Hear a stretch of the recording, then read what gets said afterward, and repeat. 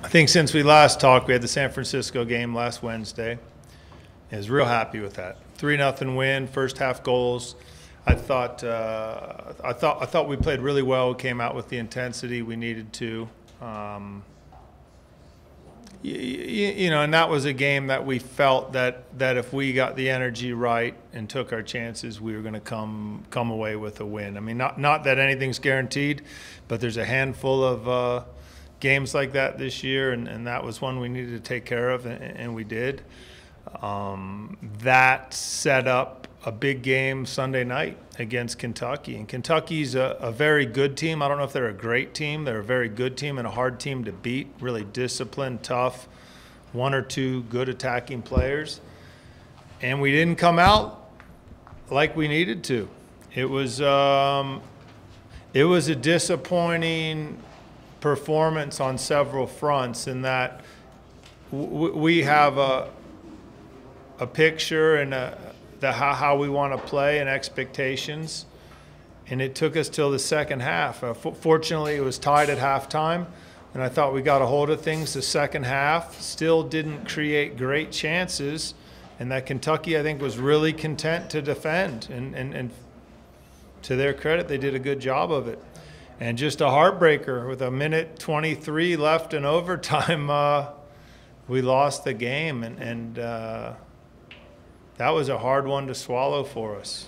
In that we didn't play our best, but still, you hope to get a win or at the least come out with a tie. Nobody goes into a game looking for a tie, but that was a tough pill to swallow, that game. And it's going to be a real test of our character to see can we regroup and play with the passion and the expectations that we need to have to beat a good team like Old Dominion on the road.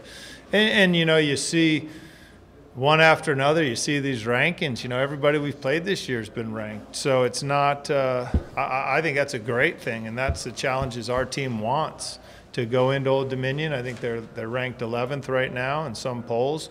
It's a great opportunity for us, but we have to be good. And at the end of the day, to win games, you got to take your chances. And we have some big-time attacking players. We've probably overly relied on Chris Wehan. And these other guys got to find the net, and we got to continue playing passionately and playing with the quality that we're capable of.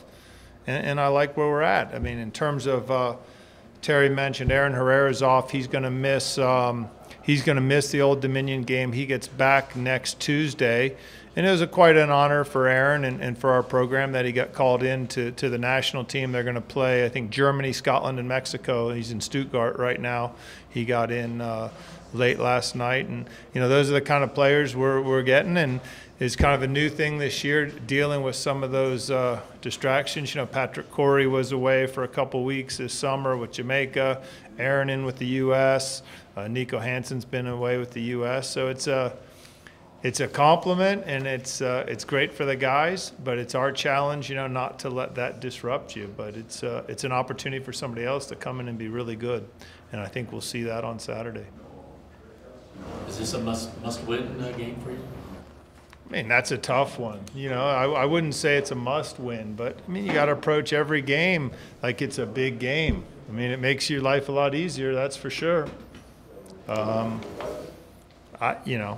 just don't think it does any good to put added pressure on a game or look too far down the road. We have to be good every game. We have 6 conference games left, 1 non-conference game, so 7 games. And this is a team that's capable of winning all 7. But it doesn't do you good, I think, to look past this next one. So I'm excited for it. We had a little recovery session yesterday. Today was like the first day off, I think, where they've completely had no responsibilities, and I think that was important. And knowing this team, we're going to be really energized. We'll have a great training session tomorrow, and we're going to be ready for Saturday night. Coach, if you had to grade yourself at this season point, where would you give you a grade? Man, that's a really good question. So we're 6-3-1. C. C. Yeah. Based on the caliber of this team, and what my expectations were for individuals, yeah, we should be But the difference between a C and a B is, one result, and probably a C and an A is two. So, pretty close to say you dropped a couple overtime games.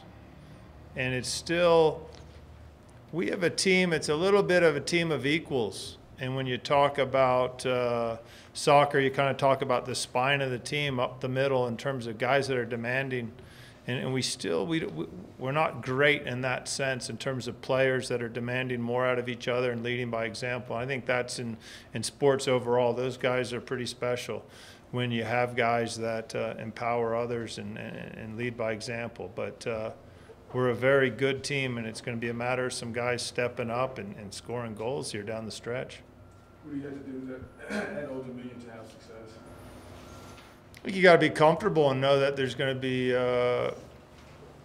ups and downs during the game. You're going to have control of moments, and they're going to get a hold of the ball, and you got to defend well. And it's going to be taking chances, and we have a couple guys that are hard matchups, and they got to do their thing. And that's what it's coming down to right now. I mean, like Chris Weehan carried a lot of the weight, had 8 goals in our first 9 games. And that was a lot to ask out of Chris. And now other guys got to start getting on the board. Who fills in for Herrera? Probably play Lucas Seligman will play right back. So Lucas is doing really well. So, that's not an issue. It's exciting to see other guys get the opportunity. No, it's a good team that we have. It's now, though, you can't relax. They got to be up for the big ones. That's what we're about, and that's why guys are here, to play top teams in tense matches. So we'll see what we're about. All righty. If the Americans lose to the Mexicans on Saturday or this weekend, should Jurgen Klinsmann be fired? No. I think it's a real transition time. I was looking at kind of the ages of the team we're going to probably put out there. It's an older team. Regardless of how well we do in this, next time around for the World Cup, I think there's going to be a lot of new faces, a lot of young faces. So, yeah, you'd like to see these guys go out, but it's going to be a pretty neat game. I think 90,000 plus, probably a pro-Mexican crowd. So it'll be a fun game. Are you surprised by Landon Donovan's comments? No. I mean, that in retrospect, how did that guy not get named to the team? And, politically, could have he kept his mouth been a little more quiet about things? Yes, but hey, in this day and age, that doesn't happen. And as a coach, if you're going to omit a guy like that from your team, and unless you do really well, you're going to take a little bit of flack, and I think it's merited.